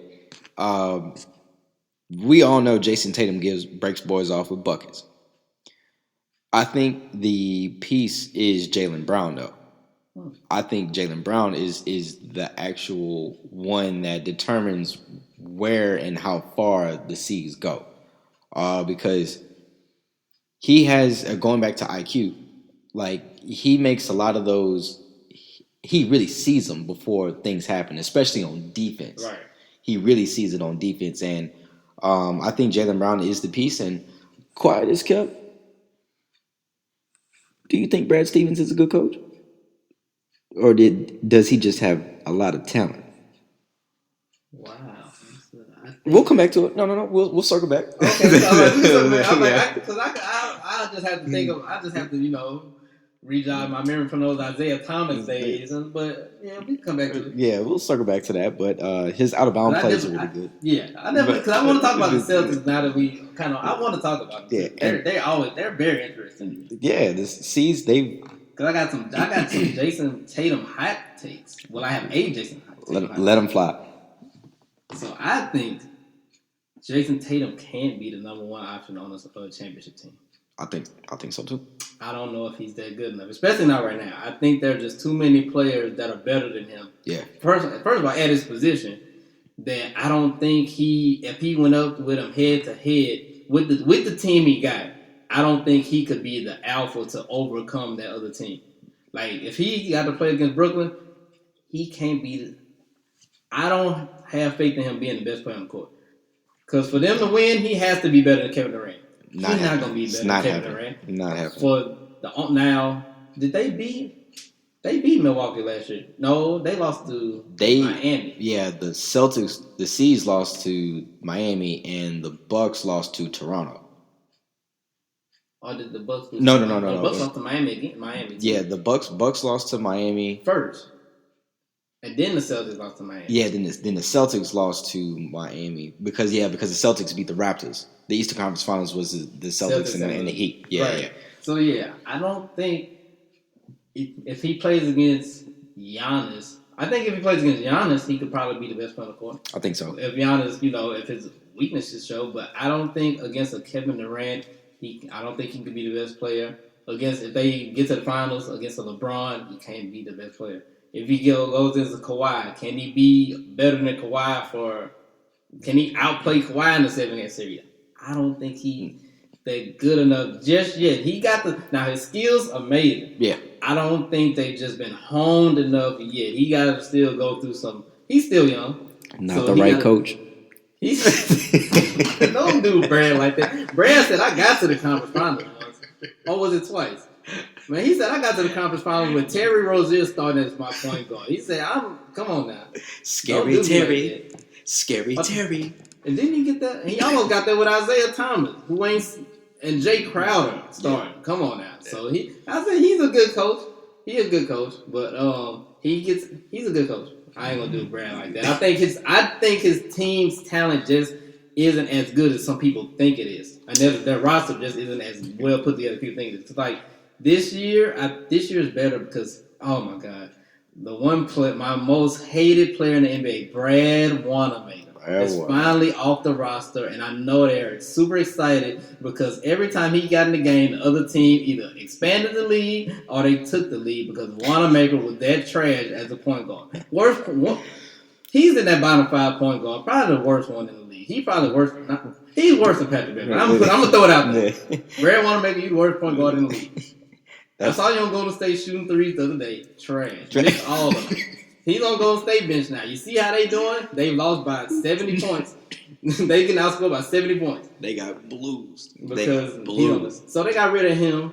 And Marcus Smart is now starting because Kemba can't stop staying hurt. Yeah. But if Kemba can ever come back and be decent, they're gonna always be in the mix. But I don't think people looking at the Jaylen Brown stuff. You looking at Jaylen Brown. I'm looking at Jason Tatum. I don't think he can be your number one. Not yet, because I think he's just not raw. He's too raw yet. He's not skilled enough yet, offensively and defensively, to be the best player consistently over those level of players. And also that big man. I like that they got.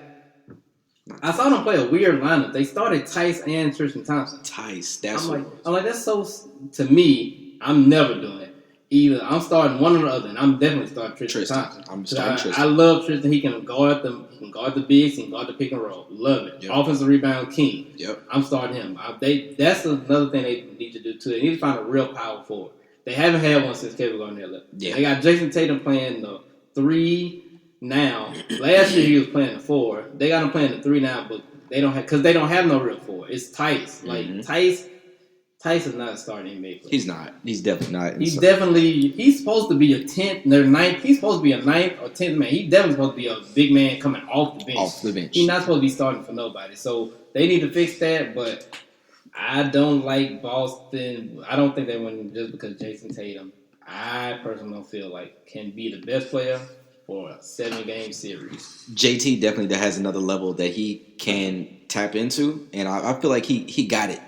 But I think it's like you say, it's about honing in and then maybe coaching too. I got a question for you.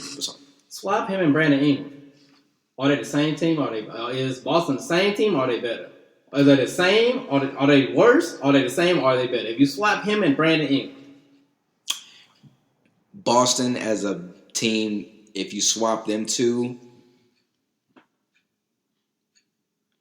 I'm gonna say with their fit, how I'm looking at the core, and the core being Brandon Ingram and Jaylen Brown, and then Kemba. The core being Kemba, and the core being what it currently is. I think they'd be a better team. So that's your answer. I think they would be a better team, maybe not by much, but I think what I've seen from Brandon Ingram, maybe because other people on Brandon Ingram's team don't demand the ball. Yeah. like Kimbo or Jaylen Brown or, dear God's sake, Marcus Smart demands the ball too, which is crazy to me. But I think I think BI puts them maybe 5 wins better. Wow, you think Brandon Ingram makes Boston 5 wins better? 5. I think it's 5 because I don't think that they would respect BI like they respect JT just off of what they've already been through. Okay. Now, if you ask me that question, I think Boston may only be 2 games worse if they had Brandon Ingram over Jason Tatum. So that should tell you a lot. If we're having a Brandon Ingram and Jason Tatum argument, and it's not that much disparity between those two, and you look at Brandon Ingram and not say he's the top. Off the top of your head, you would say Brandon Ingram's the top 20 player, top 25. So that should tell you right there that Jason Tatum, you don't that deep down that you don't personally think Jason Tatum could be that type of guy, especially right now. Nope. So yeah, I just had to throw that out because Jason Tatum, I love Jason Tatum. I love his whole game, but I don't not yet. He needs those. He got to go through the grind those couple of years. Jason Tatum is a more skilled T-Mac. More skilled T-Mac. He don't have the athleticism that T-Mac had because T-Mac was a freak. Like before T-Mac started messing up, his knees started getting messed up and stuff. He's built just like T-Mac. He scores on every single level, just like how T-Mac started off. And one thing I will give Tatum credit to is he's definitely worked on his body. Like, right. And I think that's a cause and effect from LeBron. Like we've seen, and listeners, I'm sorry that I keep kind of like doubling this back to LeBron, but if you look at the last, let's say 7 years, LeBron has changed his body every single year. Sometime even in between the season, we've seen his body like change. Right. And even like regular season body Bron is not playoff body Bron. And I've definitely seen Tatum, like he's definitely worked on his body. He's definitely changed, and his skill has always been there. Right. He's worked on his skill. He's honed in on some of the things he's really, really good at.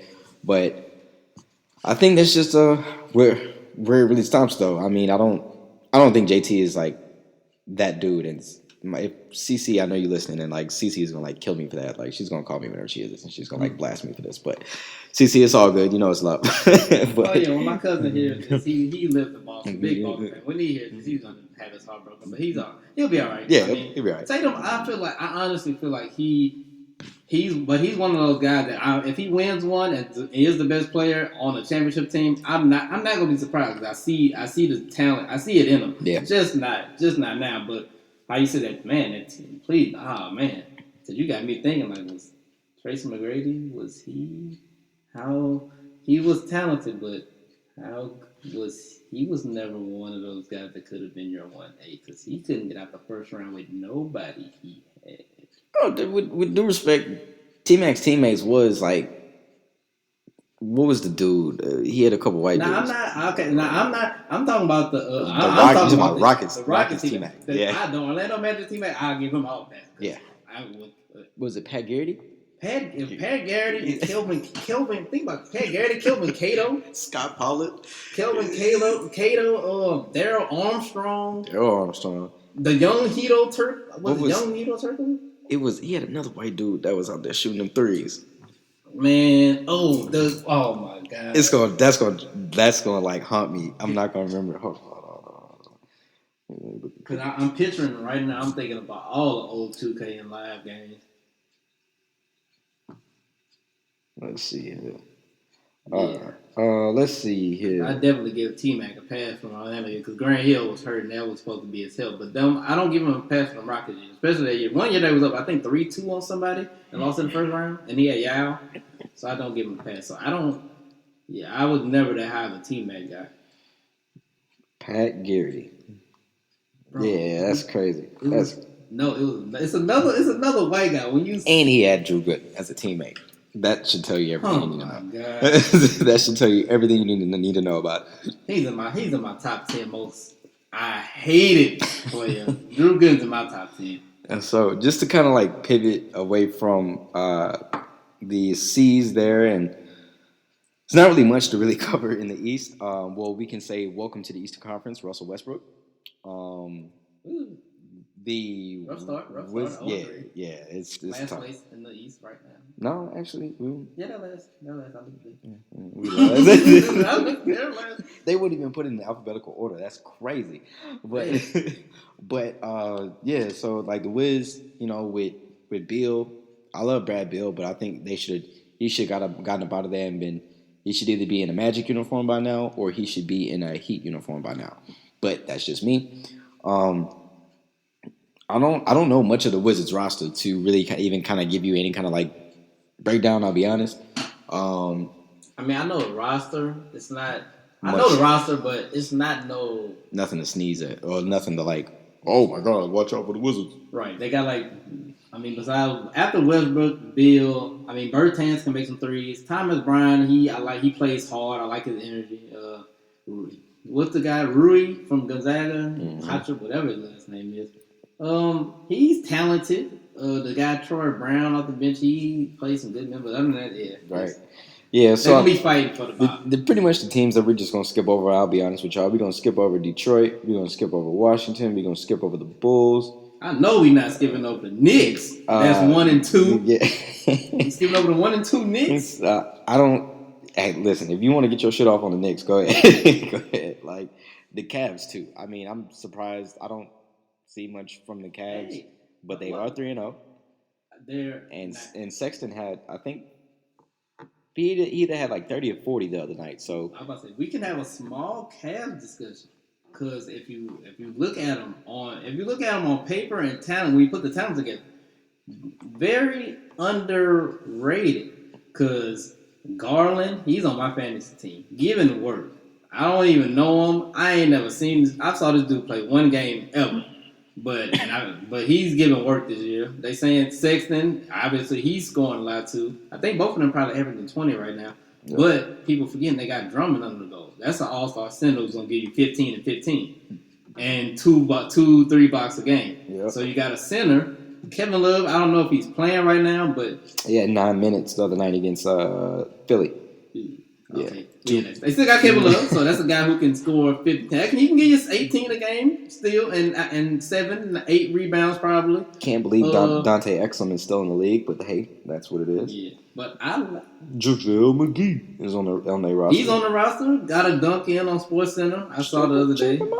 Check him out. Yeah, we'll see him on the not top play. He's on the top play. We'll see him on not top play about a week and a half. Give it a week and a half. Yeah, so I mean, I guess the Cavs.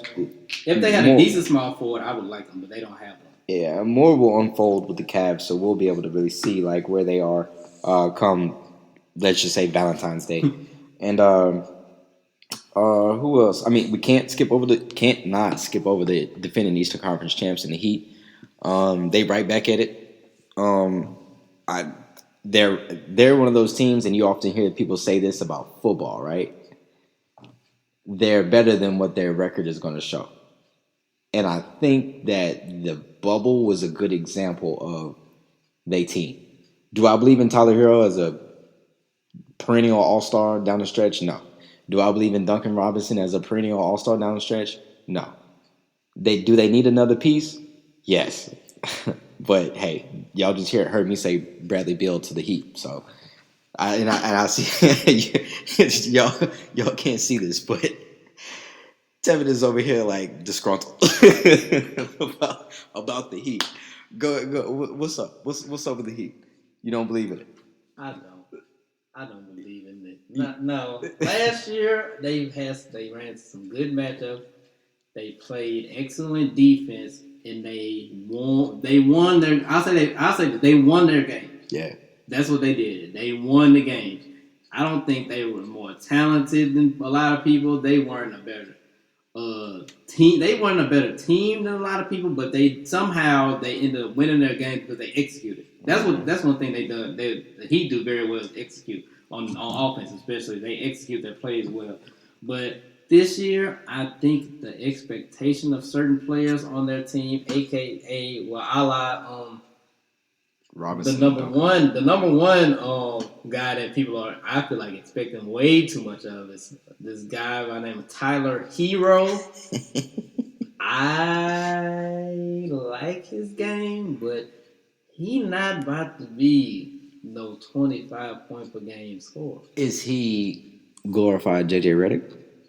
No, they're different type of players. If I had to really, let me see, if I really had to dig deep and compare Tyler Hero to somebody, he's probably more like one of those guards that was in the early 2000s that was scoring, but like the team wasn't really doing nothing.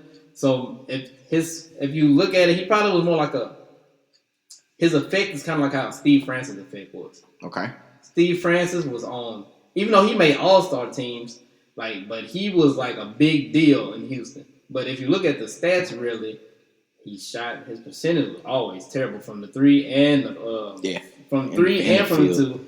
His free throw percentage was terrible. He turned the ball over at a high rate, but he had those highlight plays and he could go off on certain games. And his team was always going to be, the Rockets were always fighting for like fifth, sixth spot. The bottom stretch. Yeah. I feel like Tyler Hero is one of those type of players. Like that's the level he would peak out for me, like Steve Francis. Which ain't bad, but that's the level for me he would peak out. But he's not gonna ever be one of those top 30 players in the league. I forgot when after he exploded for like 30 or 40 in one of them games, like people was going crazy. They went nuts. Oh, Tyler Hero. He's the one. Like, he's next up. He's gonna be this and that. I'm like, he ain't gonna gas. I'm like, he ain't gonna be nothing. He's the, you know what? I think he's the sorriest. He's not the sorriest. Let me rephrase it. He wants to be what Luka is, but he's not gonna ever be as good as Luka. How he tries to play and how some of the stuff he tries to do, it's kind of like that's the kind of guy he would want to be, but he will never be that good. Yeah, Luka's just like extremely gifted. Tyler Hero, I honestly don't think he's a starting guard in the league. But hey, the Heat do. But that's just their system. But I'm not high on Heat. I love Bam. That's my dude. Jimmy Butler. I don't know what's wrong. Something wrong with it. Why he don't shoot threes? Why he don't attempt threes? JB just don't believe in it. Like he's just, even whenever he was with us in Chicago, like he literally just loves mid-range elbow jumpers, long twos. Yes, the analytic people are like, it's the worst shot in basketball. If you're taking a long two, you might as well shoot the three. It's just not in JB's game. Like JB will post you up, free throw line, back you down, shoot the jumper, fade away. You know what I'm saying? But I wonder how much does he realize that hurts his team by not attempting threes. And that kind of leads me to the Ben Simmons thing. Like, if you just shoot 4 of them a game, it forces Terry Rozier to close out on you. It forces Kobe White to close out on you. It forces Kyrie to halfway play defense. We're not playing 4-on-5 games. Exactly. Noel's not getting double teamed, and we're not going to be able to, like, when all those shooters are trying to run off screens, like, the guard can, like, hedge to that side because you're not going to shoot it, so I can hedge over here so you can't get that pass off. And which brings me to Philly, right? And I think the fun is over in Philly because Doc is there now. I think all the fun is over.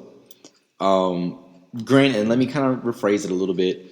I think Doc is just going to reel them back, meaning a lot of like the wild stuff that we see from Joel, it's going to go out the door now. Because Doc strikes me as more of a serious kind of coach. Yeah. I still believe that Ben Simmons needs to take jumpers. I just don't understand how you can be on a basketball floor and not shoot jumpers at all. I don't understand it, but different game than what I played now. So that's especially when everybody else is doing it. Like, might as well get you some up. Dog, I saw Rondo the other day. I didn't start the episode, but I saw a little clip. Rondo was on All the Smoke, and he was like, they asked him, they was like, yo, like what really made you? Well, Stack and Matt Barnes, they asked him, they were like, what made you start improving your jumper in XYZ? And he was like, shit, I've seen niggas in the league shooting 3 for 17 and 5 for 15. Like, right? What's the worst that you're Ben Simmons? Are they gonna bench you? What's the worst that can happen if you missing threes? Thank you. Coach just be like, dang, you missed another one.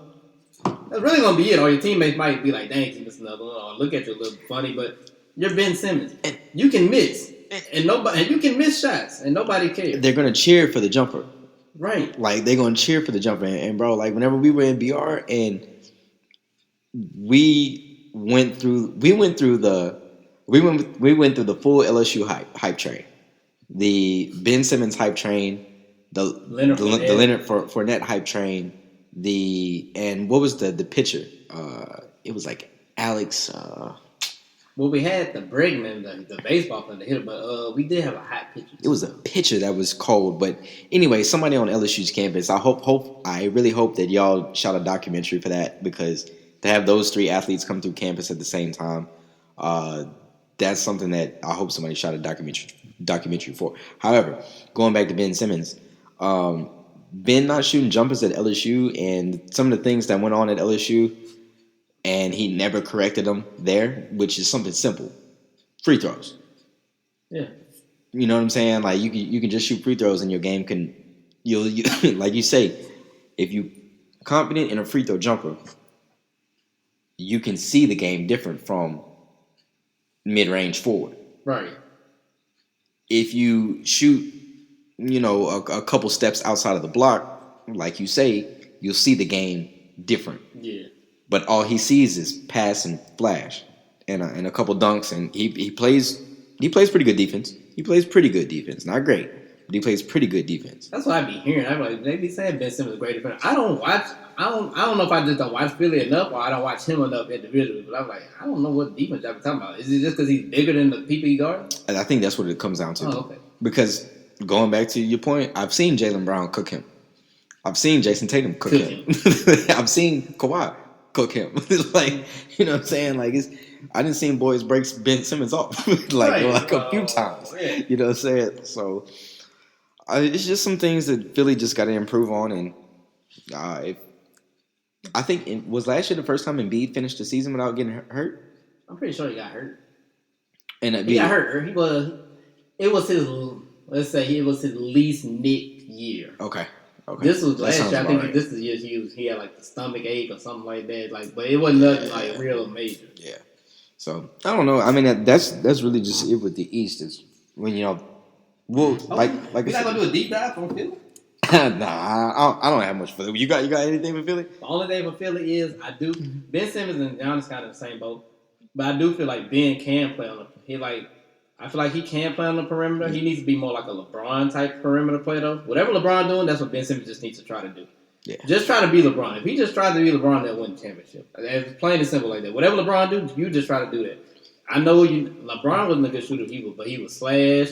He would at least try to score the basketball. If Ben Simmons tried to score from the basketball, I think they could win the championship. But Curry, they got some shooters now. They got Curry now. Yeah. They got Danny Green to spread the floor out. So they got the floor spacing. They got on paper. They got a great team that should be in the Eastern Conference Finals. Yeah. On paper. They just got to put it together, and B got to shoot shots under the goal and stop taking threes and jumpers. Stop shooting threes. Play to your strength. Use your size. If he uses his size as his strength and get under the goal, Ben Simmons uses his size and his passing ability to do stuff. I like Philly if they get it together. That's his gift. That's the hugest if, because unlike Giannis, he got all the other stuff. Yeah, Giannis, everything Giannis don't have, Ben does have. It's literally like flip flop, between those two, which is crazy. And that's saying that out loud. You saying that out loud is the first time that's really registered. But yeah, Ben, and people don't realize, like, if you can pass the rock, and if you can pass the rock at that next level clip, that puts you so far ahead of other people. Everybody else, right? Because he's because like you said, he's in that passing. He's in that other level. He's in the top level as a passer. Yeah. He's not in that average passing level where I can hit you when you open. He's in that LeBron, Chris Paul. Who else is a great passer in the league? Ricky Rubio. Yeah. He's in that elite level of passer where I can see something before it happened, or I can pass. He's in that I can pass you open. I can pass you open category. And there ain't too many people but he there. Yeah. If he just uses that, but also try to score more, like it's the two things that really stick out. Like, it's footwork and passing. Giannis's footwork isn't the best, but Ben's footwork is better than Giannis.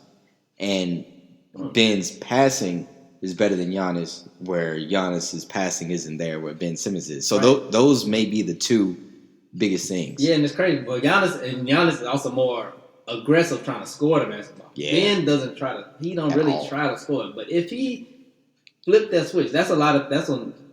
Going back to LeBron again, that's a thing. That's an argument against him too. Because people was like, if he tried to score like how Jordan was always trying to score, if LeBron was trying to score, they always say that he would have been the best player. That would make him the best player if he tried to score more. Mm-hmm. So, yeah, I think Ben, if he just tried to score more and use that passing ability and just try to score and shoot the ball. Shoot the rock. Just try to shoot it. But you never know what can happen.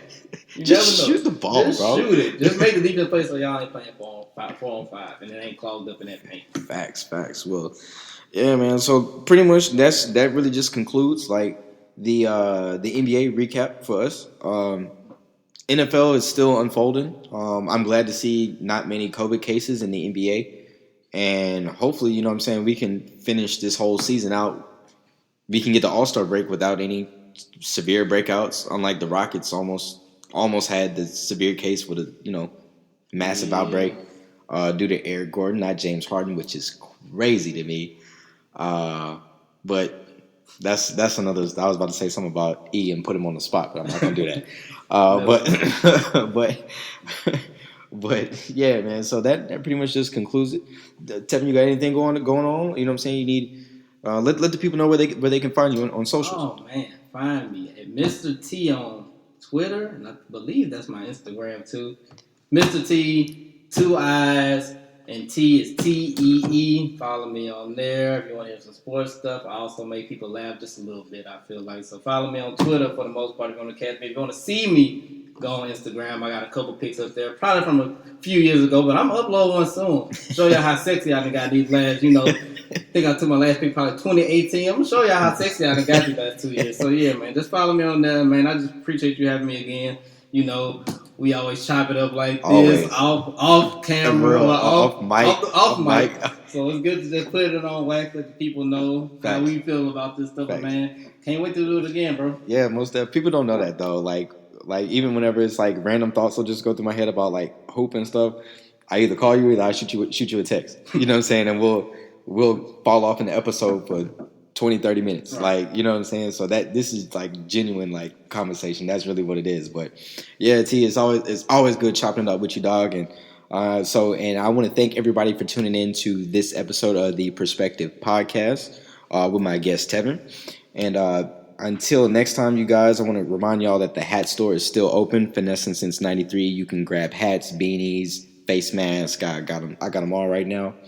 And make sure y'all slide over there and visit the YouTube channel, which is Marty Manziel, as we're getting ready to start uploading some visuals here for the podcast really, really soon.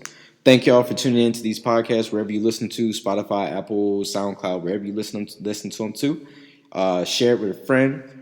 Share it with your lady. Share it with your homie. Listen to it while you're on the road or whatever the case is, while you're cooking or working out, whatever it is. Until next time, y'all. Peace, love, and love as always. And until next time, y'all, be easy.